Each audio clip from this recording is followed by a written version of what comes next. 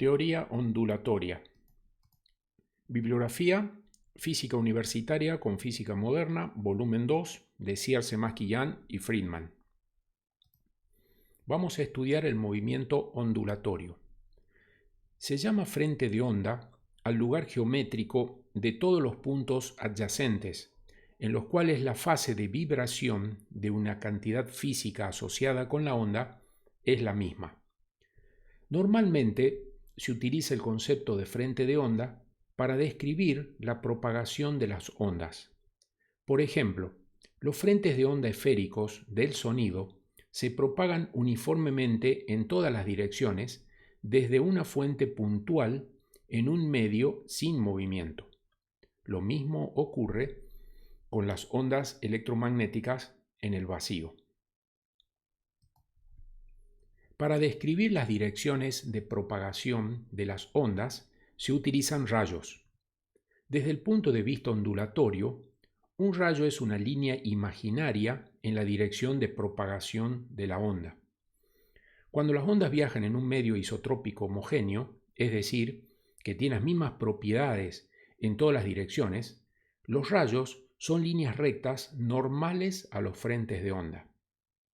En la figura A observamos frentes de onda esféricos concéntricos a la fuente y en la figura B frentes de onda planos. Los frentes de onda consecutivos esquematizados tienen la misma fase, por lo tanto están separados por una longitud de onda. Funciones de onda electromagnética.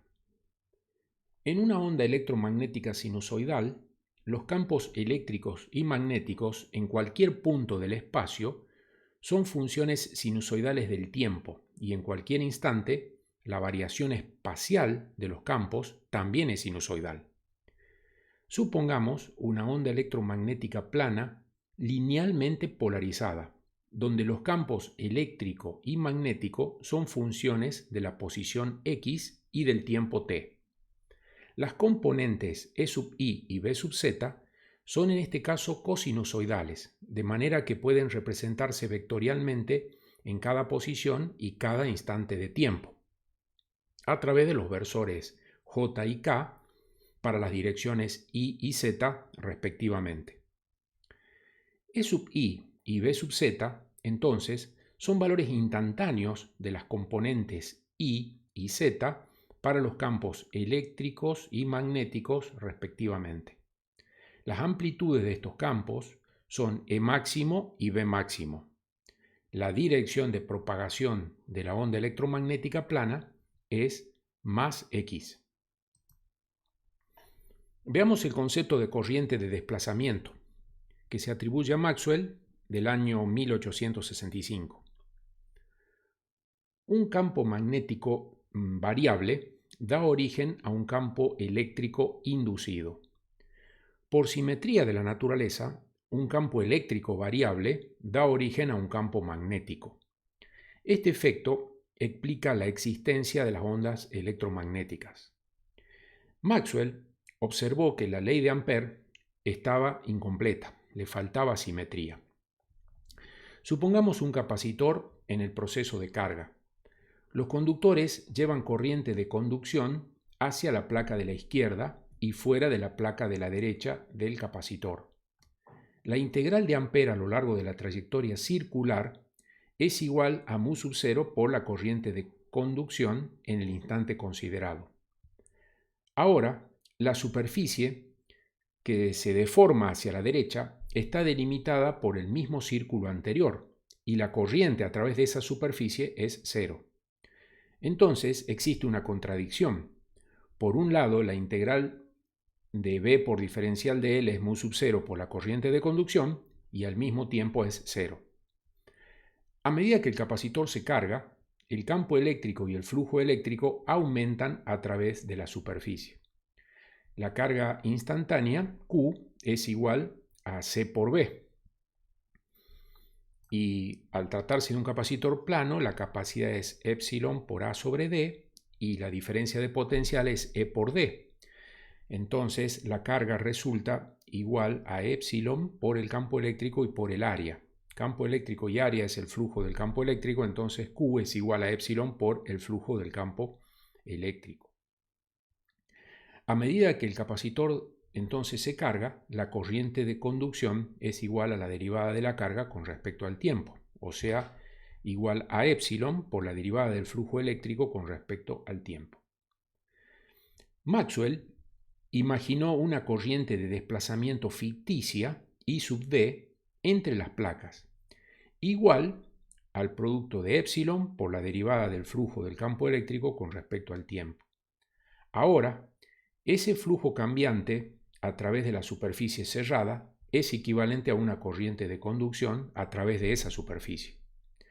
Incluyó esta corriente ficticia junto a la corriente real de conducción y de esta manera generalizó la ley de Ampère, logrando que la ley se cumpla para cualquier superficie empleada.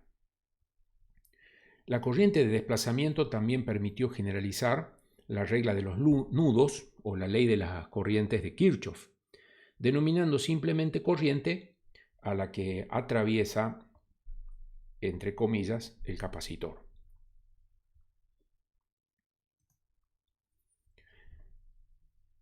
Se considera un área plana circular entre las placas circulares de radio R del capacitor. Supongamos entonces un círculo de radio R minúscula medido a partir del eje del sistema. Este círculo pasa por los puntos A y B indicados. La corriente encerrada por el círculo es la densidad superficial de corriente de desplazamiento por su área. Como la corriente de conducción es igual a la corriente de desplazamiento, la integral de B por diferencial de L es igual a 2pi por R por B igual a mu sub 0 por la relación de los radios al cuadrado por la corriente de conducción. O sea que el campo magnético es igual a la constante mu sub 0 sobre 2pi multiplicado por R por la corriente de conducción dividido el radio de las placas al cuadrado. Este resultado predice entonces que en la región comprendida entre las placas el campo magnético es 0 en el eje Y y se va incrementando en forma lineal con la distancia desde el eje. Entonces, en forma análoga, se puede deducir que para distancias mayores, el campo magnético que actualmente es medido es el mismo que si el alambre fuera continuo y no existieran las placas.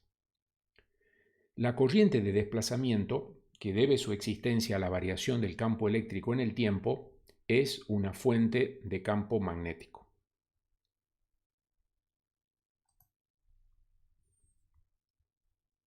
Veamos las ecuaciones de Maxwell en forma integral.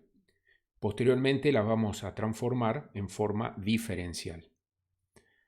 A partir de este momento vamos a usar la bibliografía llamada Ecuaciones de Maxwell del ingeniero Rubén Rocchietti. Maxwell logró sintetizar todo el electromagnetismo en un solo conjunto de ecuaciones. Originalmente planteó 20 ecuaciones en forma diferencial usando variables en cuaterniones y posteriormente en 1884 Heaviside y Gibbs las reformularon en notación vectorial resumiéndolas en 4 tal como hoy se las conocen. Se adiciona la fuerza de Lorentz para no perder el producto vectorial entre la velocidad de una partícula que ingresa a un campo magnético. Aquí podemos ver entonces las ecuaciones de Maxwell ordenadas, primero ley de Gauss del campo eléctrico, luego ley de Gauss para el campo magnético, la ley de Faraday-Lenz y la ley de Ampère. Para efectuar las transformaciones de la forma integral a la diferencial de las ecuaciones de Maxwell, utilizaremos el teorema de Gauss, que define el concepto de divergencia, y el teorema de Stokes, que define el concepto de rotor. En el teorema de Gauss, el flujo de un campo vectorial sobre una superficie cerrada es igual a la integral del volumen establecido de la divergencia del campo vectorial considerado. Y en el teorema de Stokes, la circuitación de un campo vectorial sobre un camino cerrado es igual al flujo del rotor de ese campo vectorial sobre la superficie que define la trayectoria. Vamos a trabajar con la ley de Gauss para el campo eléctrico. Esta ley establece que el flujo del campo eléctrico a través de una superficie cerrada es igual a la carga neta encerrada dividido la permitividad del vacío. Supongamos una superficie cerrada elemental de dimensiones diferencial de x, diferencial de y y diferencial de z sumergida en un campo eléctrico. Consideremos un sistema de coordenadas cartesianas. Veamos cómo varía el flujo con respecto al eje x. Consideremos el flujo del campo eléctrico E sub 2 a través de la cara derecha perpendicular al eje x.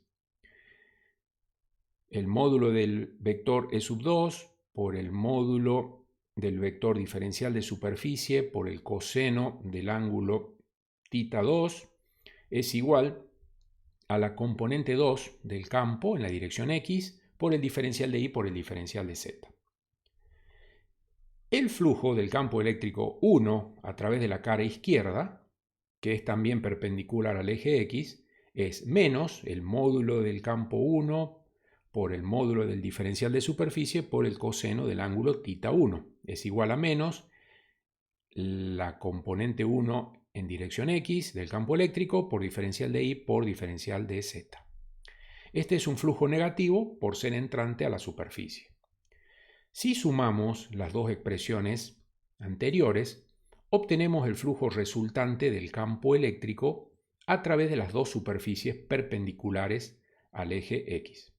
Entonces, podemos obtener el diferencial de flujo en la dirección del eje x. De la misma manera, podemos ver que la diferencia de las componentes del campo eléctrico según el eje x resulta función de su derivada parcial en esa dirección. Por lo tanto, la variación diferencial de flujo en x resulta igual al producto de la derivada parcial de la componente del campo eléctrico en x con respecto a x multiplicado por el diferencial de volumen de la superficie considerada.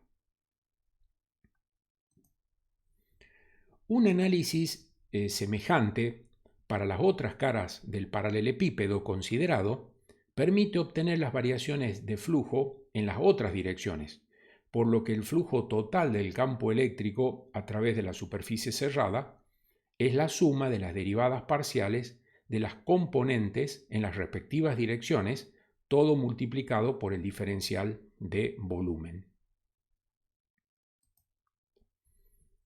Se llama divergencia del campo eléctrico, en este caso, en un punto del espacio de flujo considerado, a la relación del flujo resultante a través de la superficie elemental considerada y el volumen que ésta encierra. Si en el volumen encerrado por la superficie no existen cargas eléctricas, entonces al aplicar la ley de Gauss para el campo eléctrico, el flujo resultante va a ser cero. Entonces no hay variación de flujo y la divergencia del campo eléctrico es cero. En cambio, si en el volumen encerrado existen cargas eléctricas, entonces el flujo resultante es distinto de cero y la divergencia del campo eléctrico también.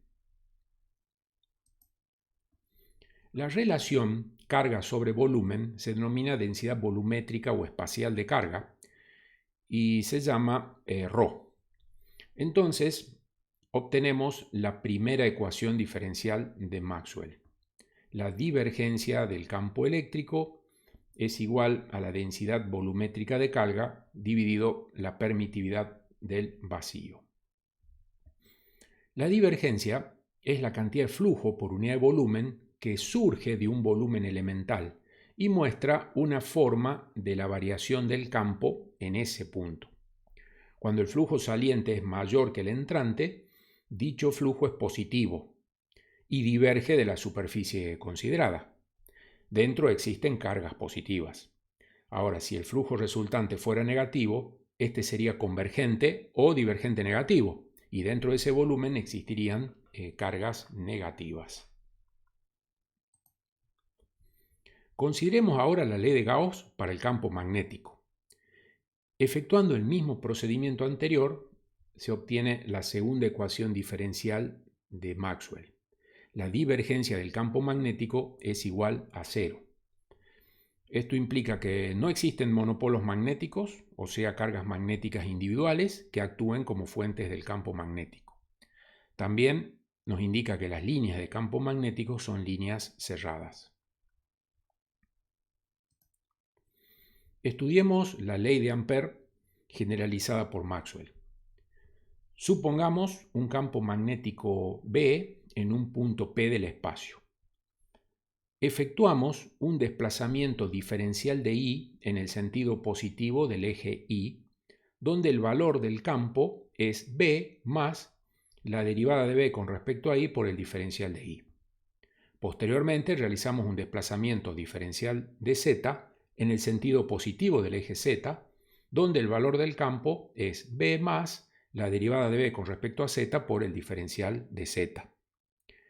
Entonces, la circuitación de B, siguiendo la flecha de la figura, produce la ecuación indicada.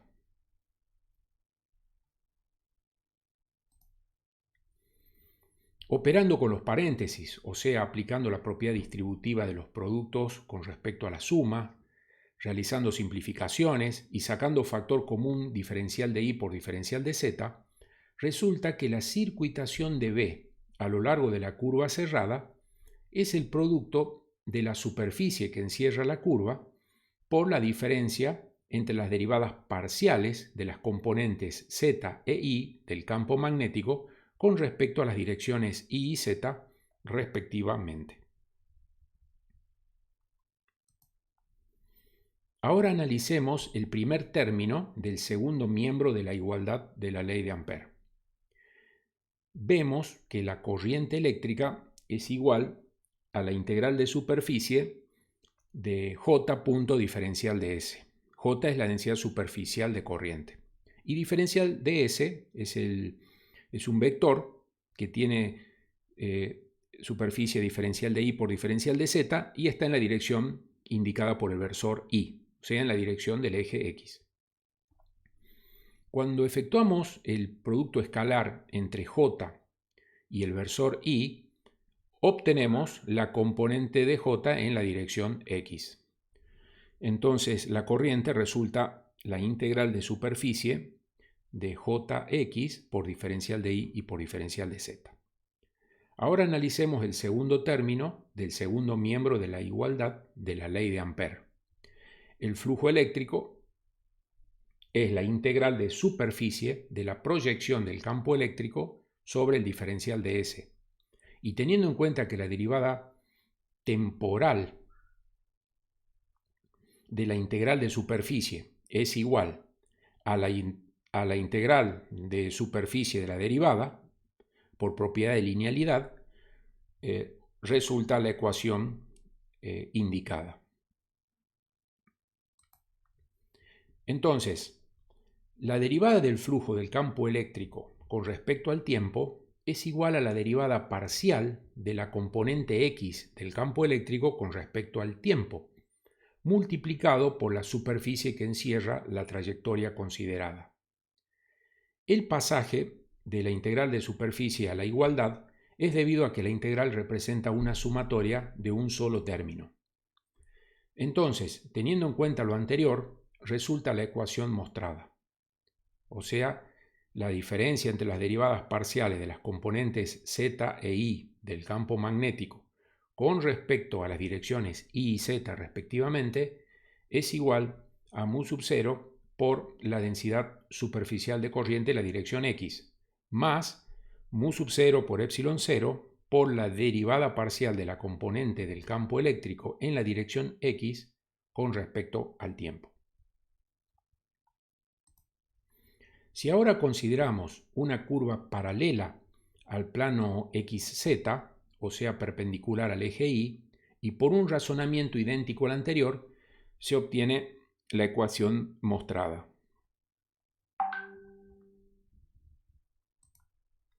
De la misma manera, se obtiene la ecuación indicada para una trayectoria paralela al plano XY, que es perpendicular al eje Z.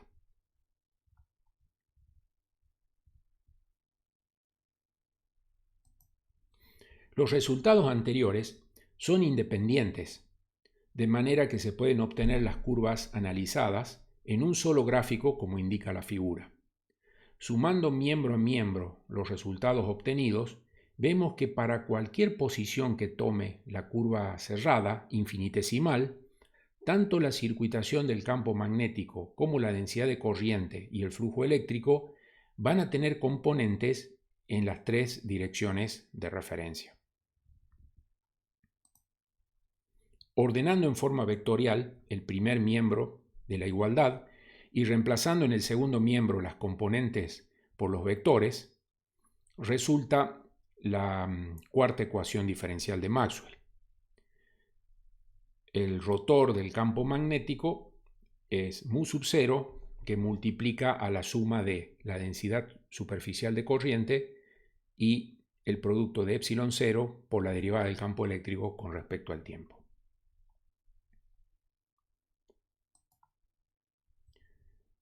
Aquí vamos a aplicar la ley de Ampère a la onda plana. Si consideramos la dirección de propagación de la onda electromagnética según la dirección que resulta del producto vectorial entre el campo eléctrico y el campo magnético, la onda evoluciona en la dirección del eje X positivo. En un tiempo diferencial de t, la onda se desplaza una distancia igual al producto de c, que es la velocidad de la luz en el vacío, por el diferencial de t. En ese instante diferencial de t, el flujo eléctrico a través del rectángulo en el plano XZ se incrementa en una cantidad igual al diferencial de flujo del campo eléctrico. Este incremento es igual al flujo a través del rectángulo coloreado con área A por C por diferencial de t. Entonces, el diferencial de flujo de campo eléctrico con respecto al tiempo es igual a E por A y por C, por lo que resulta que el producto de B por A es igual a epsilon 0 por mu sub 0 por el campo eléctrico por A y por C. Y como C es 1 sobre la raíz de epsilon 0 por mu sub 0, se deduce que el campo eléctrico es igual a C veces el campo magnético.